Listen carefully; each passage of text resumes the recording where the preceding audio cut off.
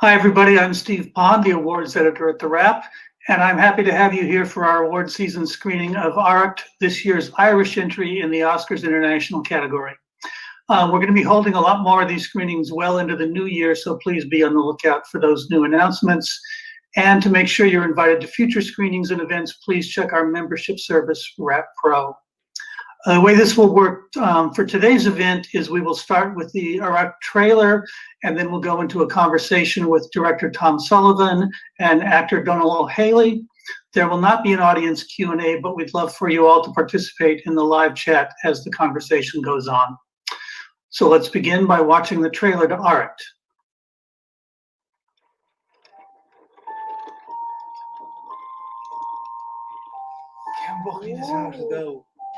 Oh, Monjarchy.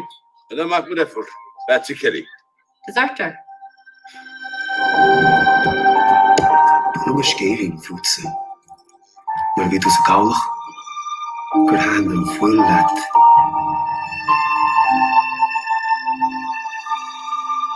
A lot of your tenants have been struggling, sir. There's already been some cases of starvation. Nonsense. Crops have failed before and mortality levels have been perfectly acceptable. They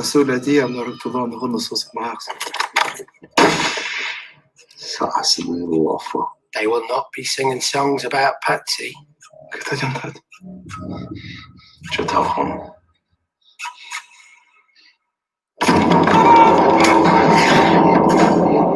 gonna tell me what you did? You shouldn't know with enough to hope. Look to the on the arena.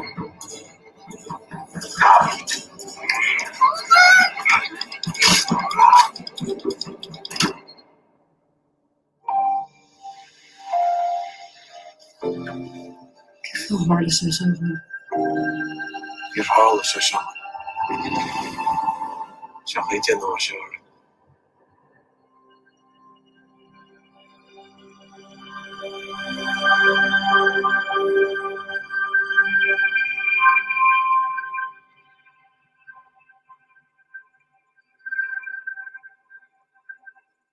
Welcome back. It's my pleasure to introduce director Tom Sullivan and actor Donal O'Haley. Welcome, gentlemen, and thank you for being a part of this. Hi, Steve. How are you? Hi, Steve. Thanks for having us. Delighted to be here, man. Thank you. So I feel like for such a central event in Irish history, the Great Famine is not depicted on screen all that often. Tom, why do you think that is? I think it's, it has been dealt with in song and story, and in visual art, paintings, drawings. But yeah, in film, not really at all. Bar a film that came out a couple of years ago called Black 47. We're the first. I think we suffer a little bit probably from it's sacred ground a little bit, and I think a lot of people have steered clear. Also, the famine. There's a whole thing around the famine approaching it that it's a lot is unsaid when it comes to it. When I was doing my research, very little anecdotal evidence, very little conversational evidence, very little. A lot of the stuff that you read is a lot of the research that I did was through kind of court documents from the time. Very little, grandmothers. In other words, grandmothers didn't talk about the famine. 50 years later, grandfathers didn't talk about the famine. I think there's a huge amount of shame that encompasses it and has kind of brought us to here. So I think that's one of the reasons. And I think it's a timing thing. I think there is definitely, I feel, a movement now from the filmmaking, from filmmakers in Ireland now. I can feel there is a wave, and I think we're going to be seeing a lot more of it. So I think that's the reason why it's sacred ground, and there's a shame around it. I think a lot of secrets and a lot of things went unsaid, so I think that could be one of the reasons. Yeah. I mean, Donald, did you find that there were gaps in your own knowledge about it when you went to work on this movie?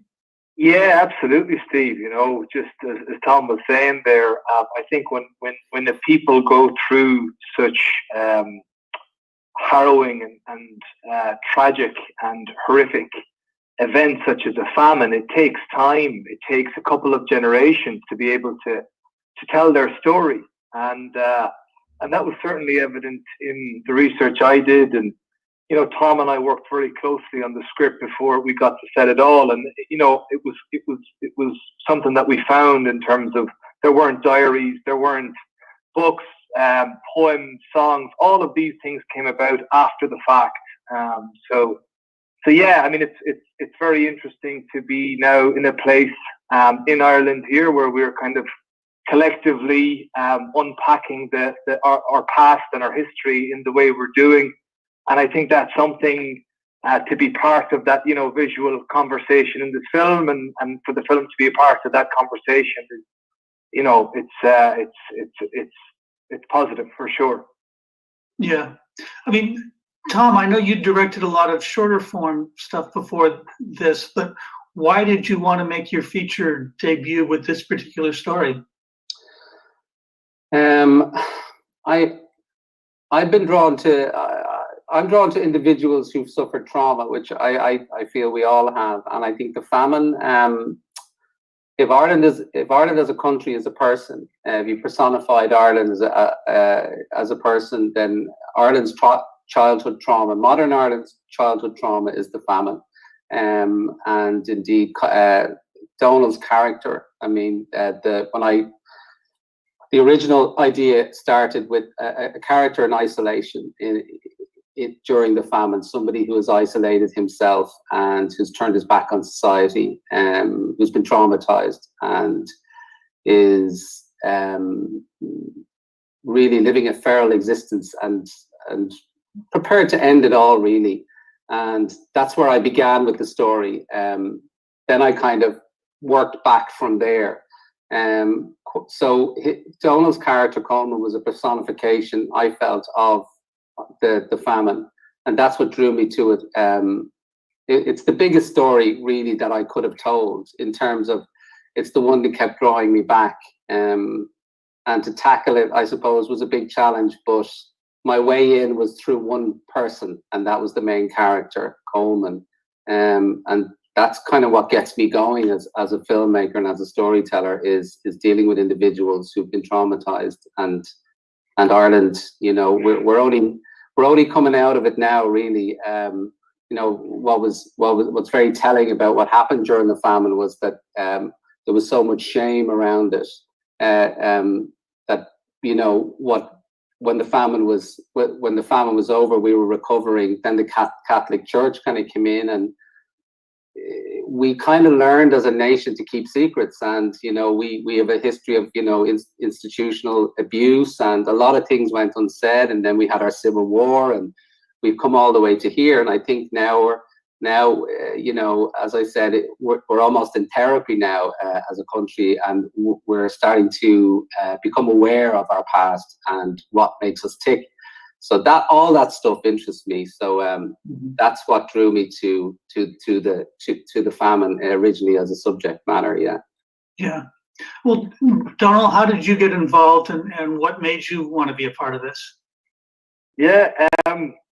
Well, I guess I worked with Tom in the past. We did a short, and Kate McCullough as well, actually, the DP. The three of us worked on a short, which was actually my first lead in a screen production. And that week, that short was it was an amazing experience. Like, I think in that short we forged certainly a connection. And he was someone, you know, I'm a bit biased, but I really feel like Tom is one of Ireland's kind of leading visual storytellers. And I was very keen to work with him again. And so when he initially approached me about the role, I had to go away and think about it, because obviously there was a lot that it asked of me, both as an actor and as an Irishman. But upon, having a think and making my decision, I was mad to work with him again, Steve. I think as an actor, when you work with a director that you respect and whose sensibility you share, you really want to keep that relationship going. So yeah, I was thrilled really to get a chance to work with him again. Yeah, I mean, I feel like you talked about Tom as a visual storyteller. I mean, I feel like in a certain way, this is a fascinating mixture of things, because it is a very gritty story about a horrible time, but at the same time, it's especially in the second half, it gets very lyrical and even dreamlike. Mm-hmm. Tom, I mean, was that something that you envisioned from the beginning? Yeah, I think I'm drawn. I am. Yeah, I'm drawn to particularly the second. I suppose when I was writing, the stuff that really buzzed me about the film the most was when we got there to the second half, when it became that kind of him alone with the child, and the trauma, him dealing his loneliness and his isolation, and then obviously the child comes into the story. And the two of them stuck out there on their own was just something that it just really interests me when you put two people together like that. The dreamlike stuff, I mean, I think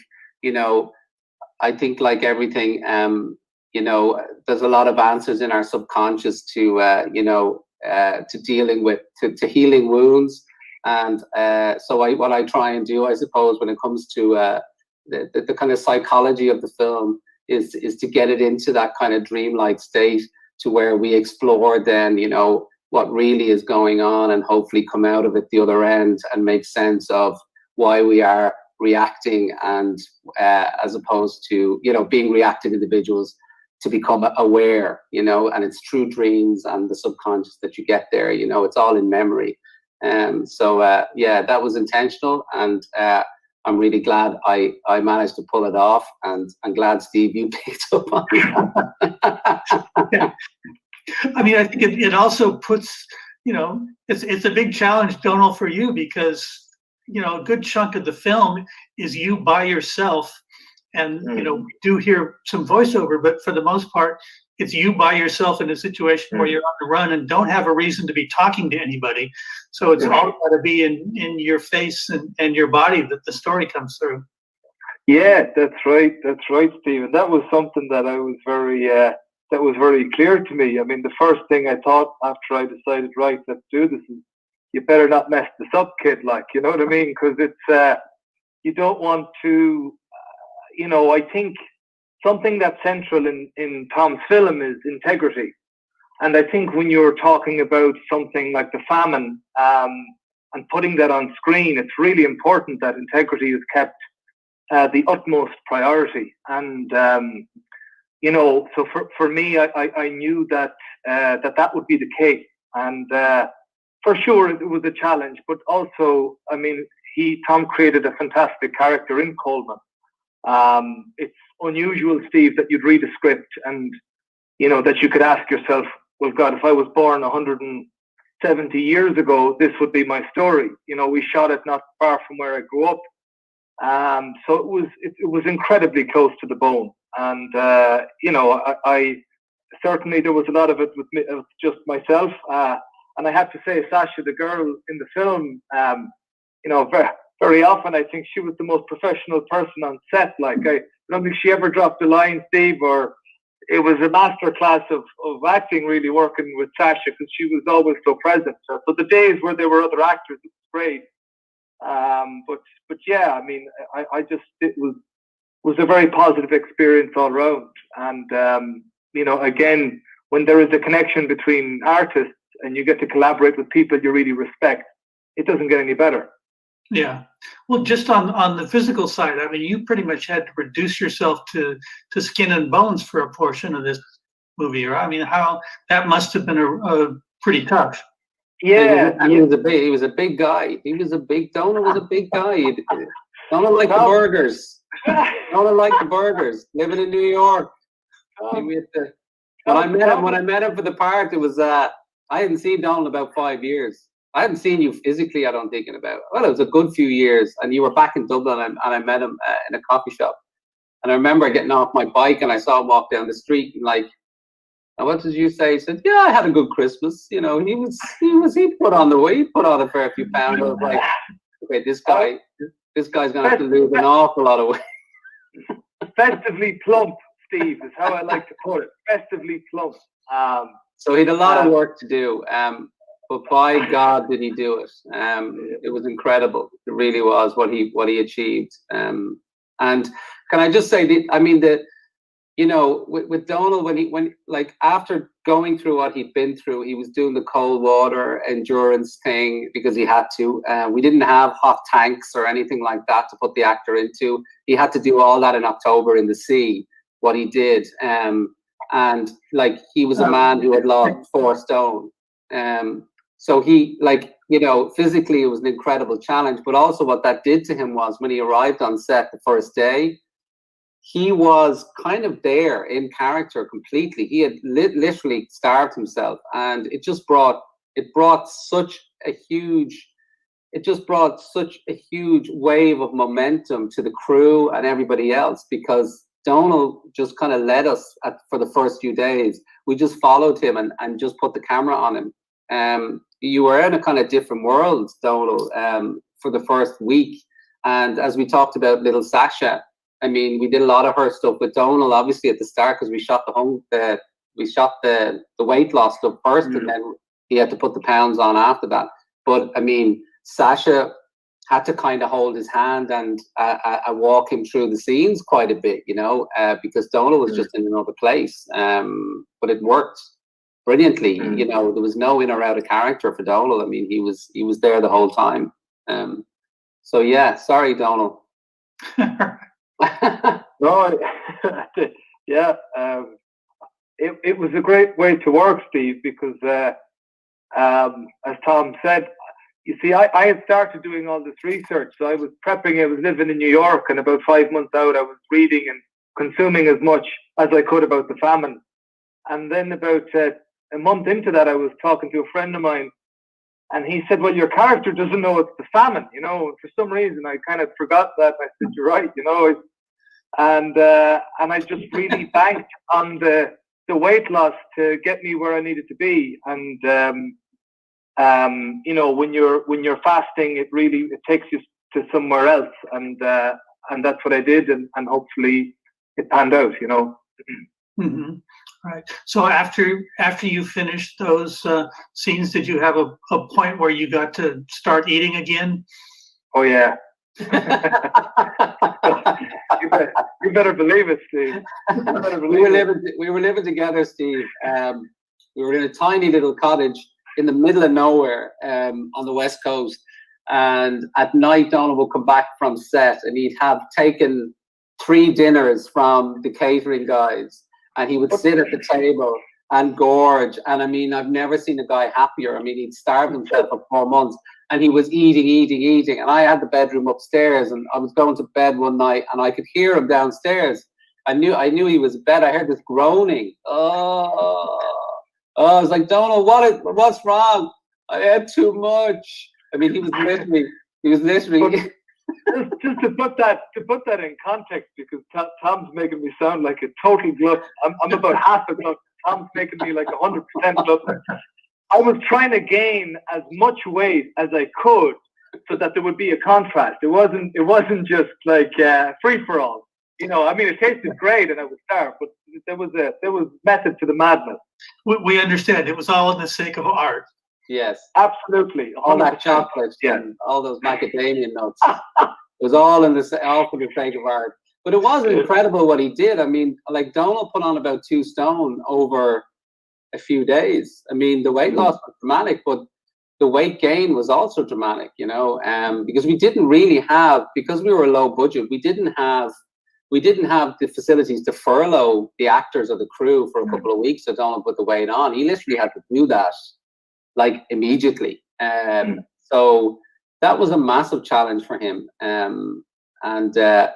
Yeah, I'll be forever grateful, Donald, for because you did that for us. And I think it comes through, the authenticity is there, and ARRACHT works because of it. So thank you.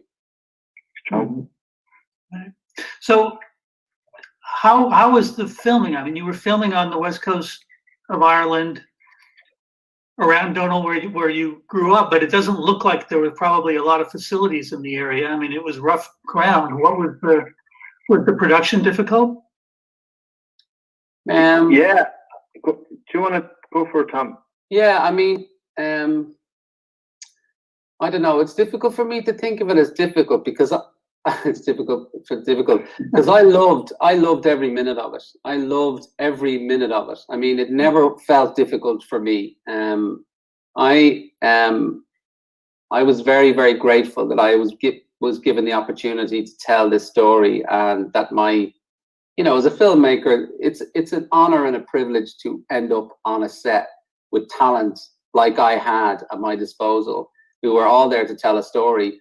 And there wasn't a second that I found it difficult.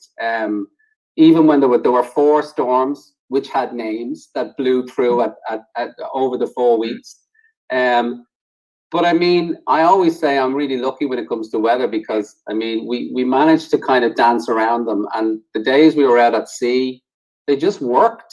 We were just lucky. The day that Donal had to do the day that you had to do your drowning, your suicide scene. I mean that, where we were shooting that, where the cave was. I mean, I would say, 2/3 of the time there was massive waves crashing in there all the time. And the one day we went down, the water was literally like a lake, and it just looked stunning. I mean, it's the kind of thing you could wait around for weeks and never get. It was really one of those. It really felt like the gods were on our side. So I never ever felt like it was difficult. I felt like it all kind of just. But then look, I had a great production team and I had great talent with me, so they were looking after everything. I was just blissfully walking through. But the people of the area, people of Lissamullen, where we shot, were incredibly helpful. All the fishermen, all their wives, all their kids. I mean, everybody rode in, for want of a better, to help us. So yeah, I didn't think it was tough. I would do it again in the morning. I mean, I love shooting outside, and yeah, it was brilliant, really brilliant. I don't know, how did you find it, Donald? Did you find it tough? Yeah, just what Tom was saying there. It takes a village, I think it takes a village, and we had, I think our budget was 1.2 million, and it was shot in 20 days. So, I mean, for the scale of the film, it was a very lean production. And so we really, I think without the contribution and support of the locals, I don't know if we would have crossed the finish line in the way we did. So yeah, just tremendous. I guess just as well as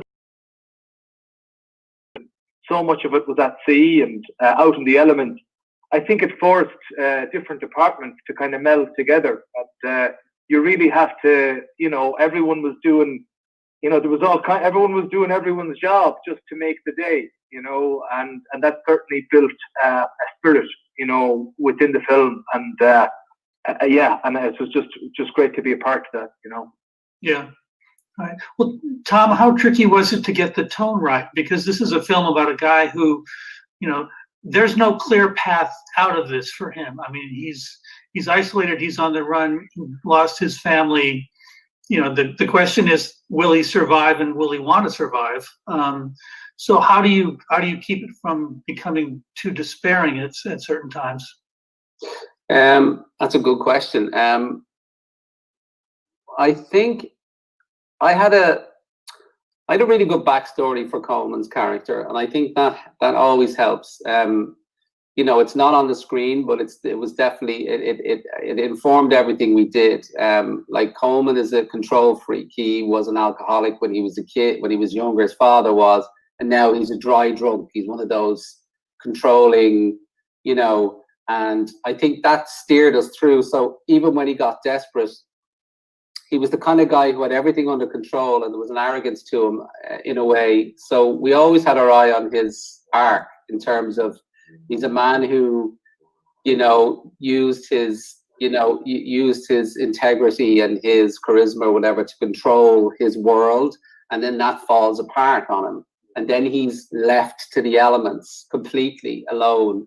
and then the chaos of it, and when the child comes in that he rejects at the start, she kind of teaches him.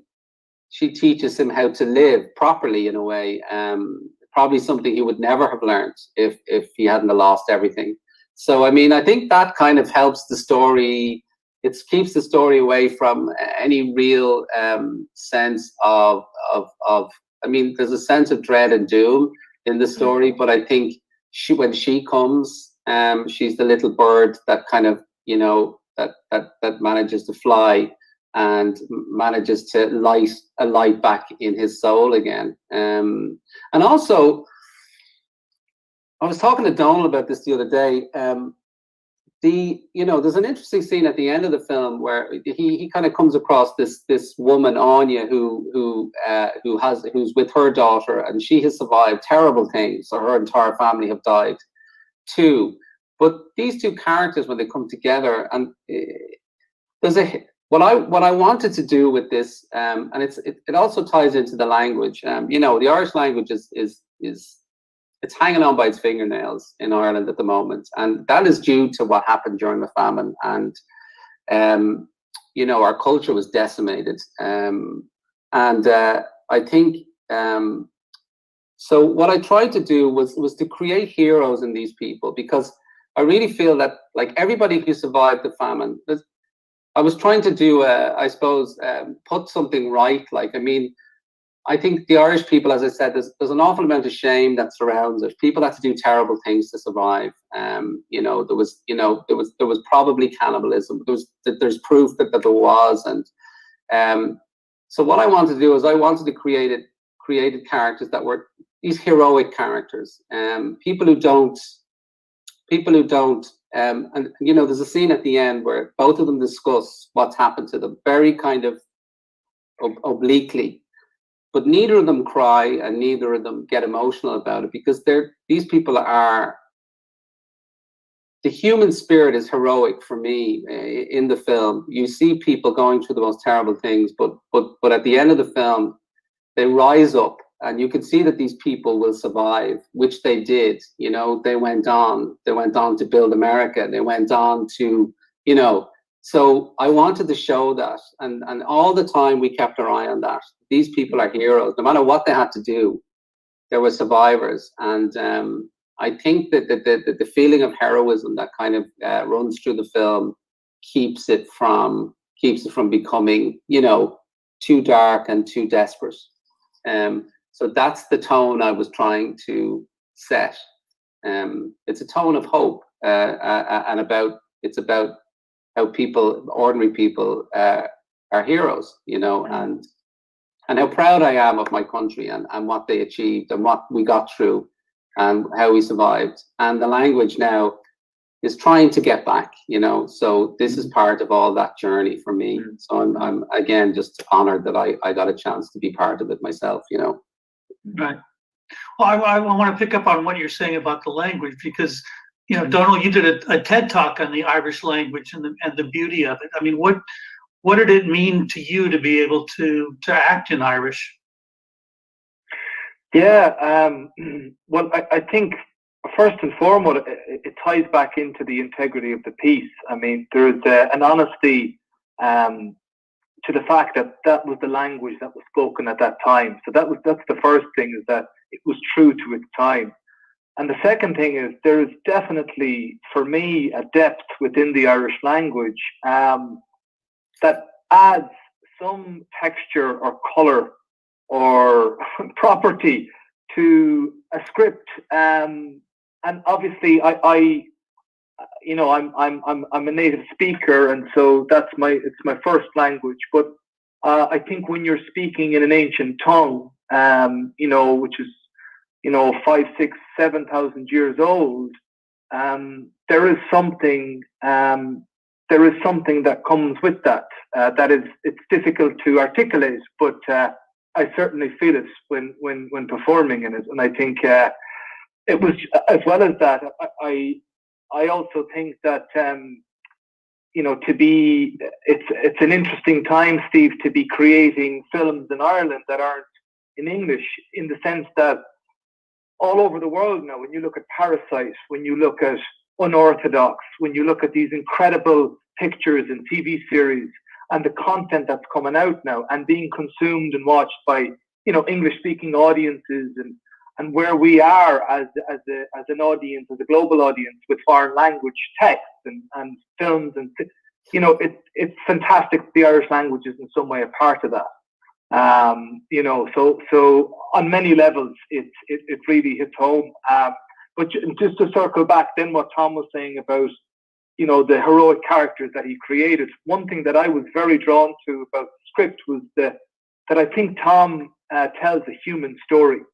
And for me, you know, I was certainly, I think ARRACHT, the script, it covers the complexities of the time, but it doesn't do so in a way that's kind of driving hate or division. And that was very important, I think, because for this conversation, it's a healing conversation, and it's a progressive conversation. And so, you know, I didn't have any real interest in creating something that was just kind of pointing one big finger at someone and that was it. I think it was so much more complex than that period, that event, and our history. And I think ARRACHT really threads a fine line of really sticking to just the human experience of that time and the human telling of that story. Right. Yeah.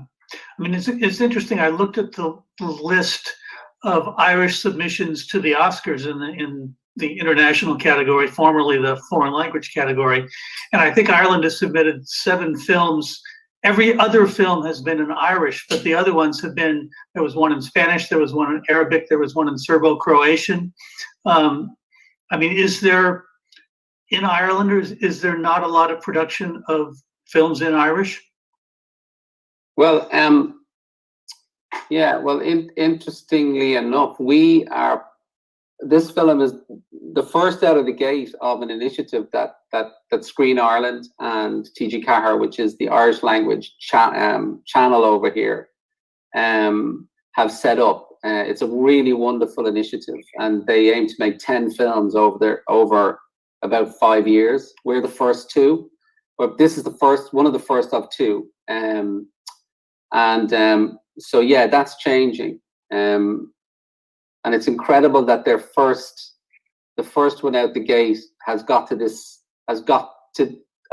far. It's incredibly positive, and it just shows that you know, that there are incredible stories to be told, and you know, and as well, for me, you know, it's a wonderful opportunity for me to. The Irish language has been very good to me. Like, Donald was born in a household where he was born and was taught Irish, you know, as his first language, where I was born into an inner city Dublin family, and there was an Irish school movement in the 80s in Dublin where they set up these Irish language schools, and I was lucky enough to go to one of those, and that was the beginning of my relationship with the Irish language. But it has enriched my life to such an extent, and changed, you know, set me on a course. Now my wife is from where Donald is from. She's from Connemara, and our 2 boys are being taught Irish at home, and it began a love affair for me with the West. So I have gotten so much from the language that to be here now, and for the Irish language to be now on a global stage, for albeit how long that it is, in particularly in this kind of setting, is a real honor for me. But yeah, to answer your question, no, not enough movies have been made in Irish, but I think that's changing. So we're the first, one of the first. There was a great film made by Bob Quinn about 40 years ago, probably, called Puchin. But that's kind of one of the only ones. And Craine Killa as well, of course. But yeah, there hasn't been many, but that's all going to change. You'll be seeing a lot more. Right. Yeah. I mean, Donald, I have to ask, when you were making this, you know, did you have any idea you were going to be part of a trend? Because we also now have Tom Hanks and George Clooney as, you know, lone men who find themselves unexpectedly taking care of young girls. No, to answer your question, Steve, I didn't. Yeah, I mean, it's funny actually because in Tom's work, children are often used as, or in a lot of his stories, children are often kind of the beacons of hope and wisdom. Am I right, Tom? Would you agree? In short films that you've done to date, and I think that, so yeah, I believe that children are our future. That's good. Yeah, You should write that down. I know. Give them love and let them lead the way. I think I think we can learn an awful lot from kids. It fascinates me how much they know and how we almost devolve as we get older. I think we should listen to the kids more. That fascinates me, that area. I mean, I look at my own kids and my own little boy, and just so free of any guilt or any of the stuff that we all the baggage we end up with. It's wonderful. You learn so much just watching them and going, oh yeah, that's actually the way we should all be behaving. So yeah, I find them great devices in stories. Kids are great devices to kind of wake up the protagonist sometimes to the way they should really be living their lives. Mm-hmm. Yeah, I mean it's funny because I talked to Clooney about Midnight Sky, and I talked to Paul Greengrass this morning about about his film, and both of them said the most professional actor on the set was the little girl. Yeah, it's true, and just so present, so allergic to acting, Steve. Really, that's the beauty of it. Yeah. You get the good ones.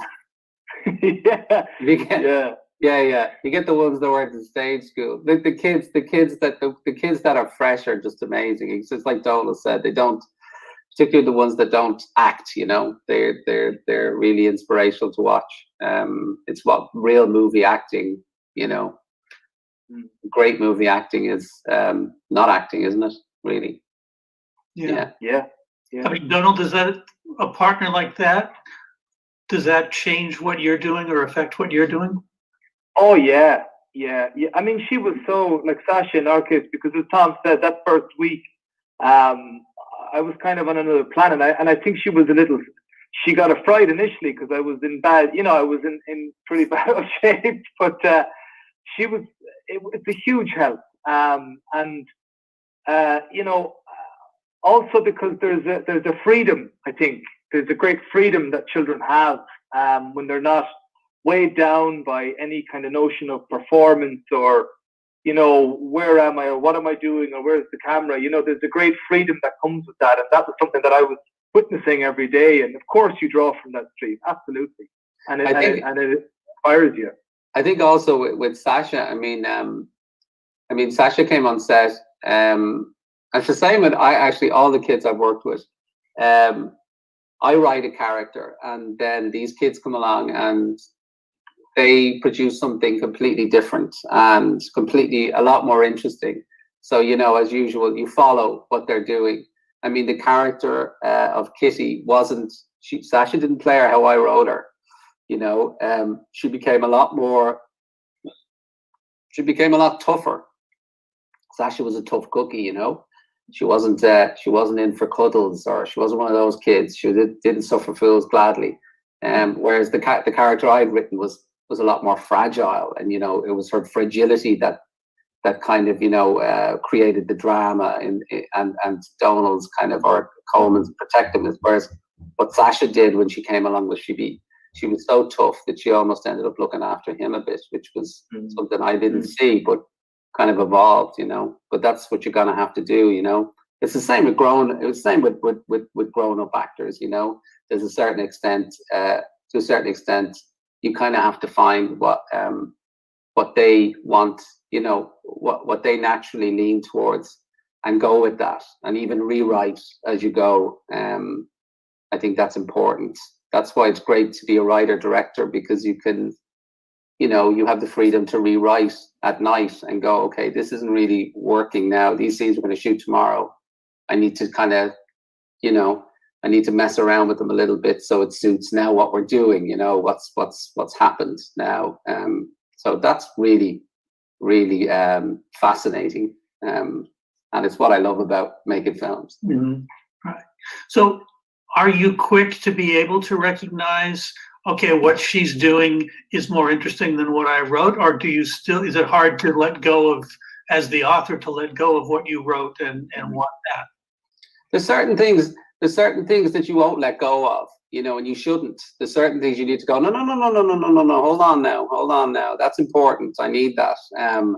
But there's a lot of stuff that you can let go of, and there should be a lot of stuff you go, yeah, it's actually not that important. I mean, if you want to do it that way, that's fine, and we can figure it out.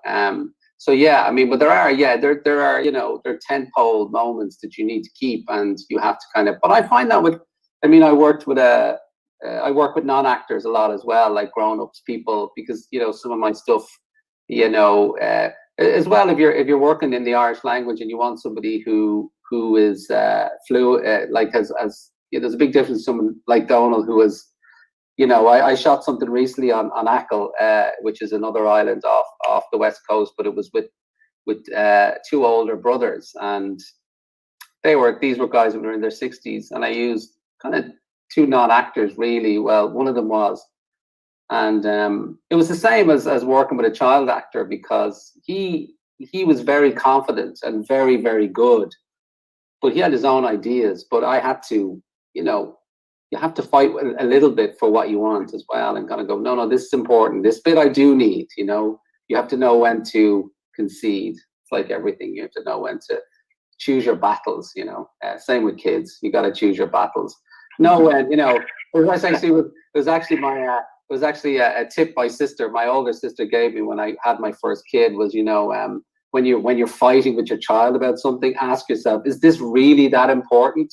Is it really that important? There's certain things you should just let them do, just let them. Why not? Like, what's the big deal? So it's a bit of that. Right. Yeah. Donald, if this was being shot near the area where you grew up, I mean, did you still have family and friends around there? Yeah, I did. But I've been away, Steve, for 7-8 years. I've kind of been away, and I got to know a lot of the locals of Leathermullen. One man in particular, he taught me how to row. Michael Loftus. He was kind of this nautical elder, I guess you could call him. Just really a wise man of the sea and of the land. And I used to hang out with him, and he'd teach me how to row. I still don't know if I passed his test. I haven't spoken to him. I want to see if I passed his test in terms of my rowing. I don't know if I'll make his team or not, but hopefully I will. But I got to know the people of the place, and it's a connection that we still have. Hopefully someday. We haven't had lots of screenings because of the COVID thing and all that, so hopefully we'll have a chance to play the film back there, sometime in 2021, and maybe hire out a big shed and put it up on the big screen or something, and we'll see. But that part was really, it was fantastic. Yeah. I mean, you mentioned rowing, Tom. I have to add, I mean, seems to me that on the list of things that are dangerous to do when you're making a movie, working with kids is one of them, and working on water is another one of them. And you had to do it quickly without a big budget. So how difficult was that? Honestly, I don't know. I think we had an amazing crew, because it didn't seem difficult, to be honest with you. I mean, that was the stuff that we were really scared. Like, I mean, everybody was really, there was a trepidation to the water days. The water days were coming up. We're going to do the water days. We're going to be on the water. It was all like health and safety. It was a big deal. And then we got on the water. But I think what was wonderful about the water days was, for all the other days when we were on set, we had so much to pack into every day. But then when we got out on the water, because there was so much pressure around it, our page lengths and stuff were a lot less. So the water days turned out to be the easiest days on the entire shoot, because you had lots of time. It was like, what time is it? Yeah, okay, so we got that. So what do we do now? Okay, well, let's go over here. And but having said that, the gods again were on our side. I mean, the weather was stunning. I mean, there's like the scenes in the film. I mean, let's not forget. I mean, we shot in October on the west coast of Ireland, and I mean, some of the days we got were just stunning. The days that mattered, you know. And weirdly enough as well, I mean, I had, you know, I had dreams when I was writing, obviously, and I put it into the script that, you know, obviously pre-famine is, you know, lush summer. I wanted to show Ireland, because Ireland, you know, there was 9 million people living on the island of Ireland pre-famine.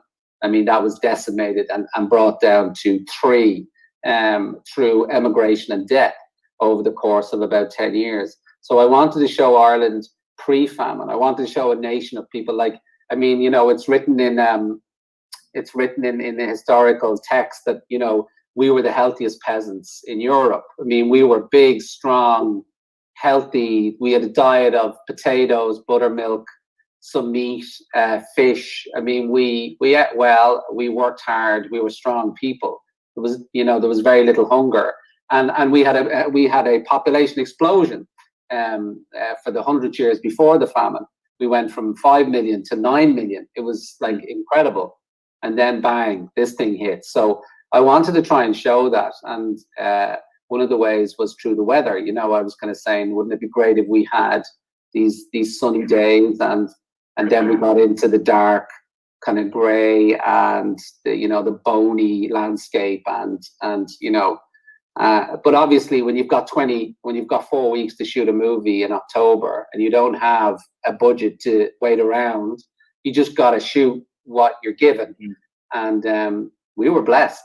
So you look at that movie, you know, everything that happens before the famine is sunshine. You know, there was even a day, there's a scene where it's the first time he walks back to his house, where he sees his house post-famine. So he comes in on the shore and he walks up to his house, and it's been toppled, and the roof has reeds growing from it, and it's wrecked, and it's supposed to be heart-wrenching, and you know, and that was one of the sunny days. That was one of them, and I was going, oh Jesus Christ, the weather. And I was going, yeah, he's walking up to his house, and the birds are chirping, and you know, this is it's not so bad. I don't know why this guy is not so bad. That is lovely, right? And I swear to God, we were shooting. It was the last thing in the day. We were shooting, and he started walking. Literally, he said, we start rolling, and he started to walk. And as does in the west of Ireland, anybody been there? You can literally be standing and the sun is shining, and then suddenly the rain will just sweep across. You know, within seconds, the light will just change, and we only had 5 minutes to shoot it. Like literally, okay, we got one go at this, and then we're wrapping everybody. And Donald walks across, and the sun is shining as we call action.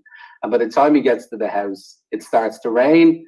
The clouds come in. I mean, it's really, you can see it in the film, and everything has this beautiful silver, because you get this when you have sunshine, rain, and rocks. Everything turns silver, and it was just magical, you know. And that's one of the examples of us just being blessed, the serendipity of filmmaking. Yeah, and also, Steve, I would absolutely, and add to that, I'd say the magic of Kate McCullough or DOP. You know, like the amount of shots that made the cut that weren't technically in the script. They were just Kate and me, and maybe in the boat. And she'd just we'd wink, you know, she'd wink and she'd start rolling. And like, there's a lot of, she just has such an eye for the work, and she's a total artist. Like, she was always on, and any opportunity she'd roll. And I think a lot of the water stuff, you see that, you know. So yeah, we were so lucky to have her. So lucky to have her. Yeah, she's incredible. I mean, but not only just visual, but also, you know, Kate's so brilliant that, like, when you're involved in a production like this, things change all the time, because, you know, my producer will come over to me and say, Tom, you know those, okay, so you know you're shooting these whatever scenes tomorrow. Yeah, okay, so we can't afford X, Y, and Z. Or is there any way you can do that without that? Or is there any way you can do it? So So I had to kind of rewrite every night, you know, to keep the story beats going. And but Kate was brilliant because Kate would, because as a, you know, because I become quite pragmatic when I'm shooting, and I'm like, well, we've got to get this, so this is what we're going to do, and I make a decision or whatever. But Kate was very much keeping her eye on the soul of the film as well. So I had her support. You've got to, okay, Tom, if you're going to do that, you know, what we were going to try and achieve there was this. So you need to try and achieve that in a different way. And just to have a cinematographer who's so in tune with the story and the soul of the piece and the tone of the piece kept me, you know, kept me in line and kept Donald in line and kept us all in line, you know. So she is wonderful. Kate is incredible, a great talent. Yeah. Well, I think that's probably a good note to end this on. But you know, thank you guys so much for a great conversation and for a beautiful and haunting film. Thanks, you know, Steve. Thanks so much, Steve. Sure. Thanks for having us. Yeah. Sure. And for everyone in the audience, thank you for joining us today. It was great to have you all. Thank you. Take advantage of our free trial TheWrap Pro and check back on our screenings page at screenings.thewrap.com. So thanks very much.